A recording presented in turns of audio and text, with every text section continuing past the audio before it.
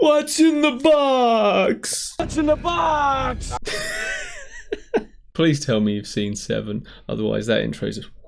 So what's this video about? Well, the guys who have sent me this think it's about their product, but I'd like to think that this video is actually about productivity. See what I did there? Well, actually, 2 things: productivity and pain. You didn't think you'd be getting those 2 separate topics merged into one video now, did you?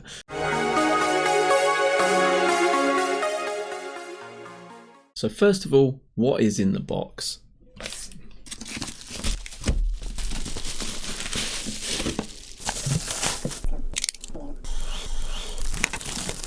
This, my friends, is the Toolbox, and apparently this is the ultimate tool for creators. We shall see.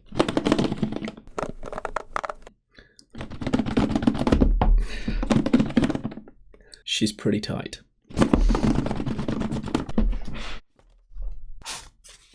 So, what is the Toolbox, and how does this little box tie in with pain and productivity? Okay, let's start with productivity. So, I'm a professional photographer, and for 10 years over, I worked as a professional wedding photographer. Professional wedding photographer, as if you'd be like a free one. Free wedding photos. So I was a professional wedding photographer, and if you guys have ever shot a wedding before, you know that there is a whole load of post-production work that comes with that. People used to say to me, "Oh, so you shoot weddings? Oh, that's great. Is that your full-time job?" Yeah.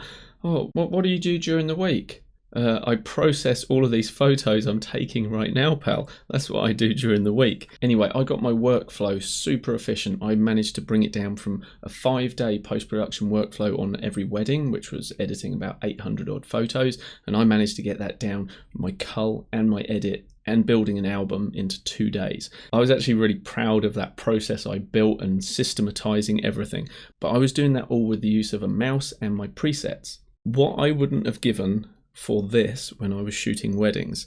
This is a tool of efficiency. If you're a one-hand mouse hero and you're going through all of the menus in whichever application you're using to actually invoke commands and things, you're wasting so much time. You need to A, learn your hotkeys. So one of my favorite hotkeys in Photoshop is Control Shift Alt and E to actually create a new stamped visible layer of every single layer underneath it.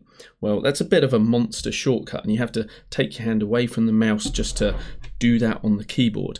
So what the idea of the Toolbox is, all of those kind of keystrokes, you actually build them into this. And I say you build them, they actually comes pre-programmed with a workflow for things like Photoshop, Lightroom, Adobe Premiere, all of those kind of key creative programs.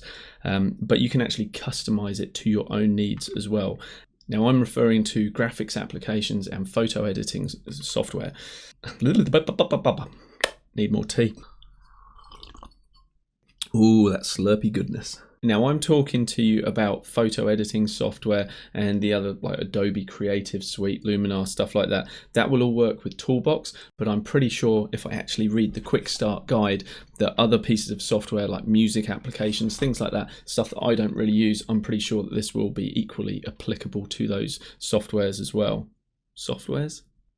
Software? Do you pluralize it? Yeah. Anyway, that's the productivity part. It's supposed to speed your workflow. So instead of clicking on sliders and moving them, you can have your hand on the dial here and you can just move your sliders up and down, and everything's super customizable. So when you're inside of Lightroom, Luminar, those kind of photo apps, what you can do is actually move the dial to actually increase or decrease the sliders. So that's super easy, rather than having to get your mouse actually on there and move it up, move it down, move your mouse down. You can do all of that here. And there are heaps of keystrokes that I use on a regular basis. So I know that by having those built straight into one button, that I can just have my mouse, or my hand, over and just pressing those buttons is going to be a big time saver for me. So that's the productivity side of things. Where does the pain side of things fit into all this? Well, let's spin the clock back to the early 2000s. And back then I wasn't a photographer. I was actually studying 3D computer graphics. and I was well on my way for a nice career in the movies or 3D gaming, like a lot of my friends who were over in the south of France with me at the time. Back then, I was as passionate about the 3D computer graphics industry as I am today about photography, and I would spend inordinate amounts of time just sat in front of my computer. I'd have my friends saying to me, "Hey, we're all going out to have a party, we're doing this, that and the other," and I'd be like, "Nah, see you later, I'm just here working away." And I would just sit there often for up to 16 hours a day, and I would get ordering food, I'd get my pizza delivered, and so I wouldn't even have to move. "Oh, delivery, thanks very much, mate." Sit there eating my pizza and carry on working on the 3D programs. Anyway, as you can imagine, that's not particularly good for your body to be sat there in this position the whole time working like this. So I developed such a severe case of RSI, repetitive strain injury, occupational overuse syndrome, whatever the terminology is where you're from, but basically I was messed up pretty bad. So I had like pain all here, I had pain through my wrist to the point that I couldn't even brush my teeth without wedging my toothbrush between my fingers like this and cleaning my teeth like this. I couldn't even hold a knife and fork properly. I was that messed up. I had to start using some of the first voice activated software. I had buttons underneath my feet, giant buttons, and I actually controlled the cursor on the screen with a silver dot on my forehead. So that was my setup because I just couldn't physically use my hands. I was that bad at that time. It's kind of ironic that I ended up becoming a photographer, not realizing at the time just how much time I would spend sat behind a desk doing editing. But thankfully, touch wood, my RSI is not even an issue for me anymore, thankfully. But if it was, back in the day, what I tried was alternatives to traditional mice.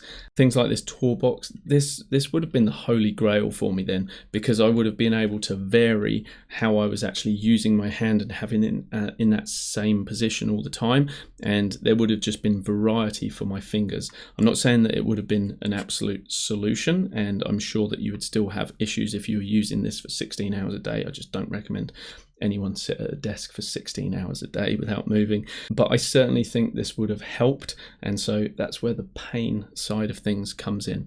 So anyway, I'm now the proud owner of a TourBox, and I'm going to give it a try with a couple of pieces of software. Okay, so the quick start guide tells me the first thing I want to do is download the software. So I'll come over to the Windows version and set that off, and just while that is downloading in the bottom left there, I'll just have a look at this little illustration here. Just actually looks really nice, really clean user interface. And I'm just going to run the setup. Okay, Windows is stopping me from installing that, so I have an option to not run it or run it anyway. And I trust TourBox, so I'm going to say install this. And if you never see another video from me ever again, that will be because, in fact, I should not have trusted it. No, they're a reputable company, so I'm sure we'll be all good. Okay, now my firewall is saying that it wants to block the connection, so I'm just going to allow access. Hello, press any key to activate TourBox. Okay, so within the first interface screen we see here, you can see already there are presets built in for Photoshop, Lightroom, Premiere, different options for working within Premiere, and you can actually add different software to this list as well. So I'll obviously also be adding probably Luminar and Aurora to that as well. Okay, now I've opened this up, I can see that this is actually really intuitive and simple to use. So basically you can come over you can scroll over any button on the TourBox, and that's then indicated visually here on the bottom left hand side, and then by clicking you can actually set any of Photoshop, Lightroom's hotkeys to that particular button. You can assign it to those buttons, so it's really customizable. Just as a tester, I'm going to open up Photoshop and give this a really quick whirl. I'm slightly intimidated by the number of buttons that are actually at my disposal. I'm sure with time I'm going to find that that's a really good thing, but initially I'm kind of freaking out thinking, oh, that's a lot to remember. But as I say, I'm going to open up Photoshop and just see how I get on. Okay, so a photo's opened up here, and straight away I'm thinking, okay, I need to zoom into this. So I'm basically scrolling on the TourBox scroll wheel and I'm zooming in, so that's quite nice. And in the bottom right here, we actually, we can move that wherever we like, but this is just a little hint panel that I see here. So if I want to go to a brush tool, I'm just going to press that button. Oh, that's cool. Okay, we're still zooming in and zooming out with that. Okay, so I've only just started using this and I'm so impressed already. Okay, so I'm currently in the eraser mode, but by clicking this button here, I can switch straight to the brush mode, and I can change the size of the brush like this. What I can do as well is hold down this button here and spin the dial, and that is changing the opacity as well. I can click this button and spin the dial, and that's going to change the hardness of my brush as well. I really like this scroll wheel because that's actually allowing me to zoom in and zoom out, and if I actually just press it, it will go to full screen view straight away, so it doesn't matter whether I'm zoomed right in and press that, we go to full screen mode straight away. So that's really cool. It will take me a while to learn all of this, I'm sure, but I've actually got my monitor, my second monitor currently set up so that I can actually see all of the shortcut keys. But if you're not fortunate enough to have a secondary monitor like I do, what I recommend you do is actually bring this over onto your main monitor, or sorry, have it on your main monitor, and by, here we go for a shortcut key, how ironic, Alt and Tab, and that will allow you to flick between your main program and your Toolbox console so that you can quickly get an update or a review of what those keys do just while you're still learning them. So that's Alt and Tab, and that will allow you to just jump between the programs and just get a reminder. So hopefully you guys can see that this has got a lot of potential. I'm really looking forward to getting going with it and actually learning and getting in there what all these little shortcuts can do and what they're capable of. I think there's going to be a little bit of a learning curve of just trying to put into my brain exactly what those shortcut keys are and what does what. But so far, just from a tiny little play, I've thought, this feels really intuitive. The actual controls are just nice and smooth. Like if I put that right to the mic and turn it, silence. It's a beautiful thing. It's very tactile. The fact that there are a lot of buttons, like I said to start with, I was like, oh, this seems a bit intimidating with all of these buttons. But as I was using it, I was noticing that every single button actually feels different. So just by having your hand over it and not having to look, you can feel that this is the raised knob. This one's slightly different. The raised knob. This button has some ridges on it.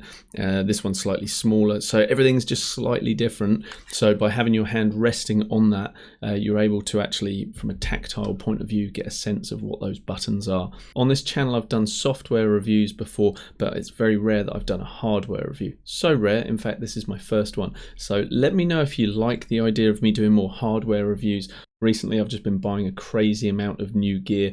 I've got a whole new camera system and lenses, and I've done a big switch. So if you're interested in hearing more about my gear and what I use and actual reviews, can you let me know if this is of interest to you? That'd be really cool. So this is a bit of a tester. This isn't a paid review or anything. I just wanted to kind of test the water with reviewing and just see whether you guys enjoyed this type of video.